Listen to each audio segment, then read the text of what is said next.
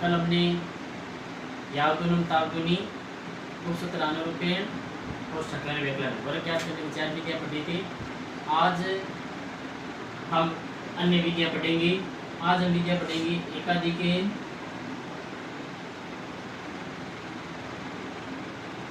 दूसरी विधि पढ़ेंगे द्वंद्व योग विधि, यानी 3 विधि वर्ग ज्ञात करने की कल पढ़ी थी और 2 विधि वर्ग करने की आज पढ़ेंगे। आज साथ साथ में निखिलम द्वारा घन ज्ञात करना, अनुरूपेण द्वारा घन ज्ञात करना और एकाधिकेन द्वारा घन ज्ञात करना भी साथ में हम पढ़ेंगे। देखो, एकाधिकेन द्वारा वर्ग ज्ञात करना। एकाधिकेन द्वारा वर्ग उन्हीं संख्याओं का ज्ञात किया जाता है जिनके लास्ट में 5 होता है। जैसे आपके पास 45 है, इसका सूत्र ये रहेगा संख्या स्क्वायर बराबर निखिलम अंक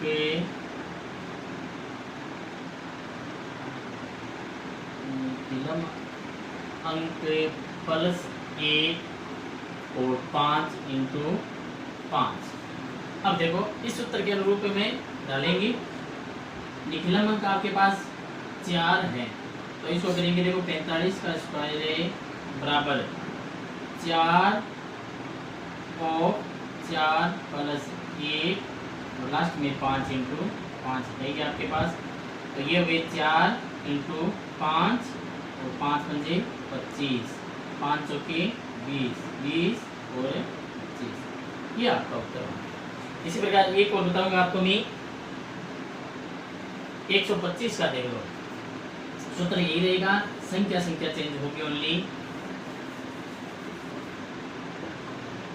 125 देखो 125 का स्क्वायर बराबर निखिलम अंक आपके पास हो गया 12, तो ये हो गया 12 और 12 प्लस 1 और यहाँ पर 5 इंटू 5, तो ये 12 इंटू 13 हो गया और 5 पंजे 25 हो गया।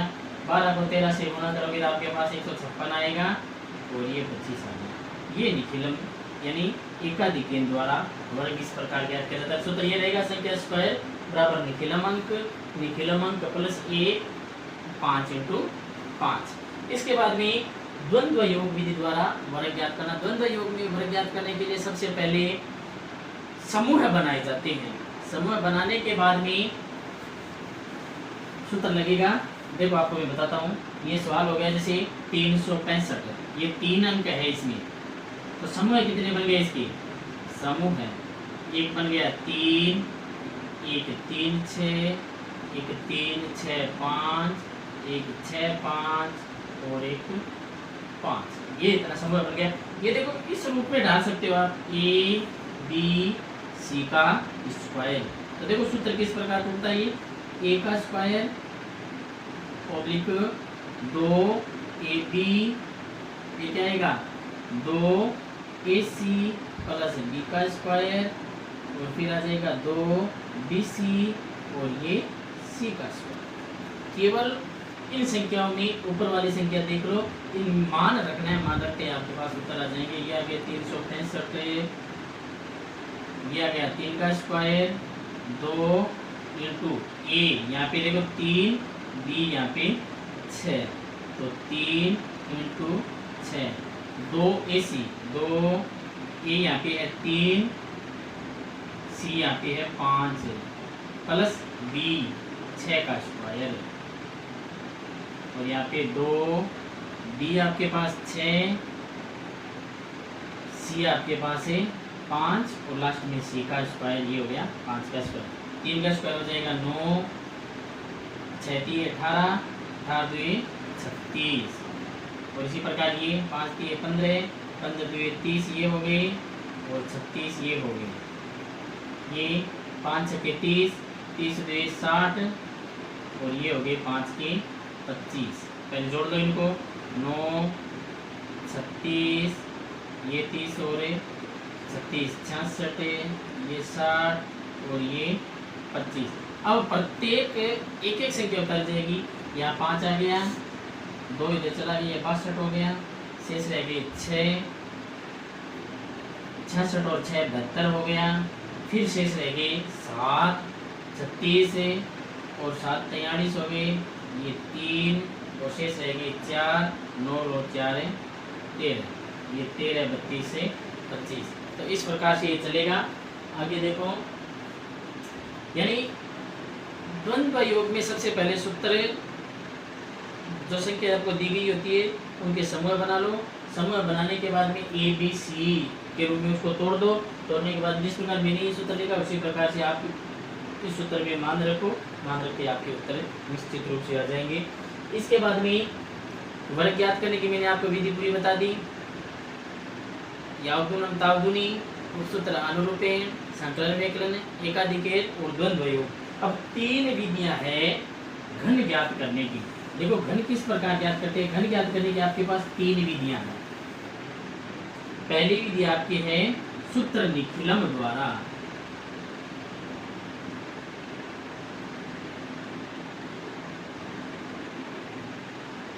निखिलम द्वारा घन ज्ञात करना। निखिलम विधि जो कक्षा 9 में आपने पढ़ा था वही विधि है ये। कक्षा 9 की जो विधि थी निखिलम द्वारा घन ज्ञात करना, वही कक्षा 10 में है। देखो पहली संख्या जैसे 14, निखिलम और यावगुणन तावगुनी में आधार, उपाधार, विचलन ये सब माने जाते हैं, अन्य विधियों में नहीं माने जाते। तो इसमें देखो सूत्र क्या रहेगा, संख्या का क्यूब बराबर है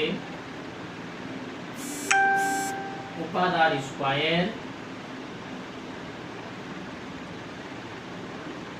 संख्या प्लस 2 गुणा विचलने 3 गुणा उपाधारे गुणा विचलने स्क्वायर और विचलने क्यूब। ये इसका सूत्र रहेगा।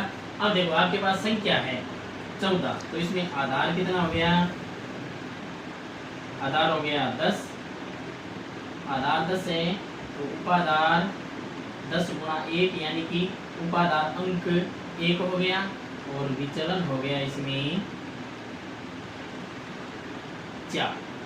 अब देखो इस सूत्र में मान लो संख्या कितनी है आपके पास 14 का क्यूब। संख्या बराबर क्या है उपाधार स्क्वायर। उपाधार आपके पास 1 है तो आप लिख दो 1 का स्क्वायर। फिर संख्या प्लस 2 गुणा विचलन। संख्या कितनी है 14 है प्लस 2 गुणा विचलन कितना है 4 है।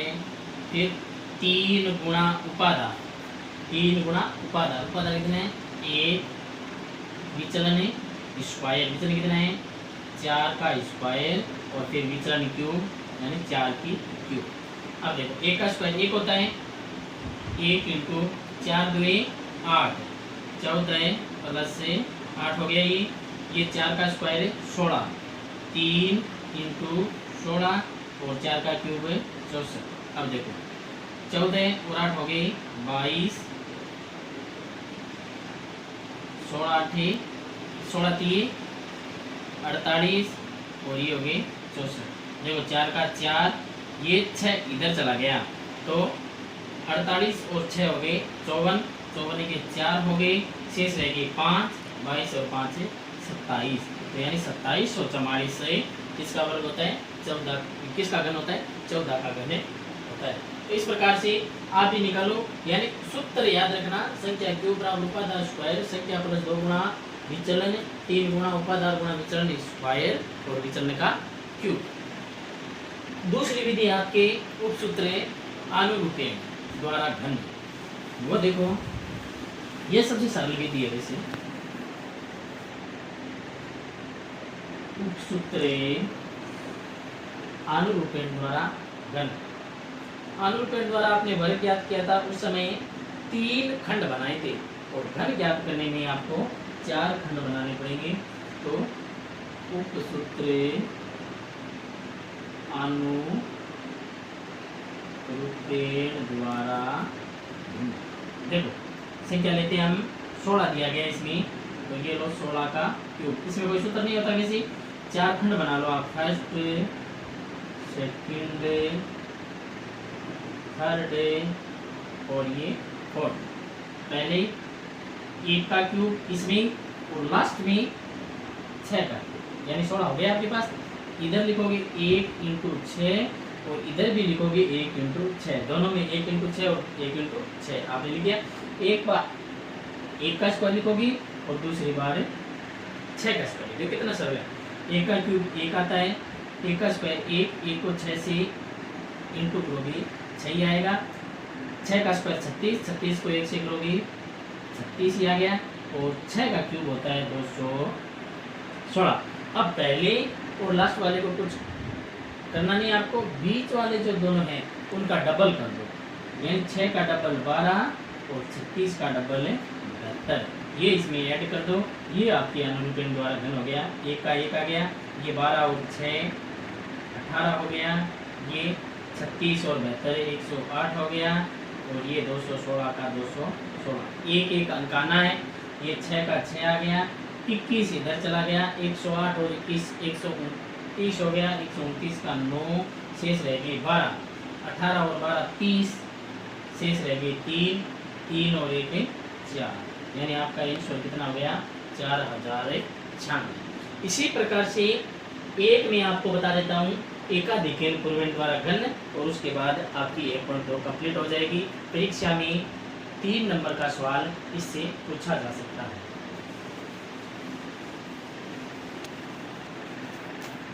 एकाधिकेन द्वारा वर्ग यानी घन, एकाधिकेन द्वारा घन। एकाधिकेन द्वारा घन करने के लिए आपको दाई और इकाई का ध्यान रखना है। विचलन किस प्रकार निकाला जाता है वो भी इसमें देख लेना। जैसे आपके पास संख्या है 45 का क्यूब, तो इसमें 5 इकाई होगी, 4 दाई होगी, तो सूत्र इसमें ये रहेगा संख्या क्यूब बराबर दहाई अंक गुणा उसका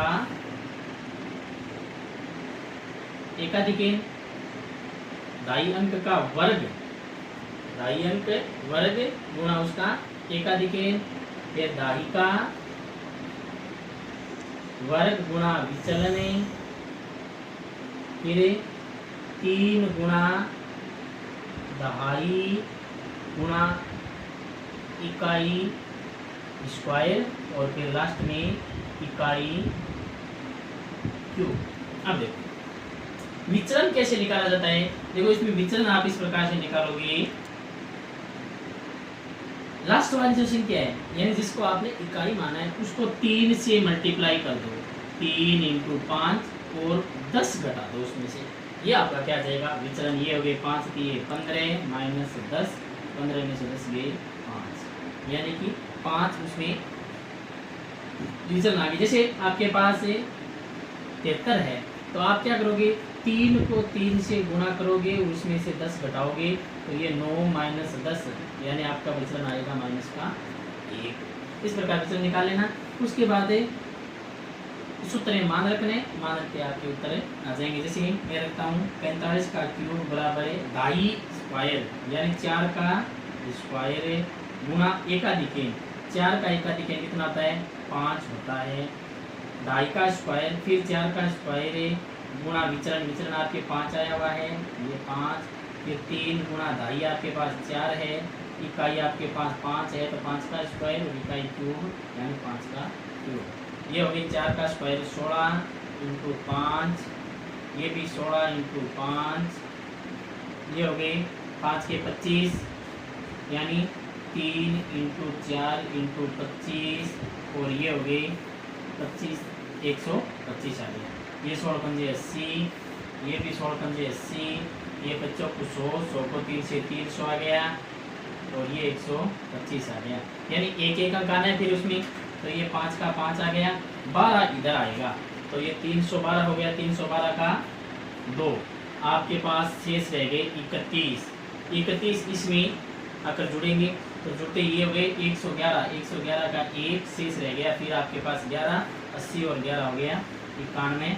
इस प्रकार से आपके उत्तर आ गए 51,125।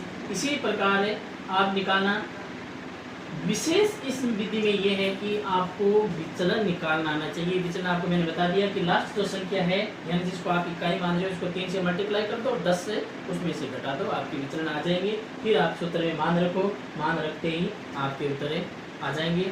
अब कल हम पढ़ेंगे 1.4 शून्य सामुच्चय विधि द्वारा समीकरण का हल ज्ञात करना और परावर्त योज्यता द्वारा समीकरण हल ज्ञात करना, जो आपकी परीक्षा में 1 नंबर का पूछा जाता है।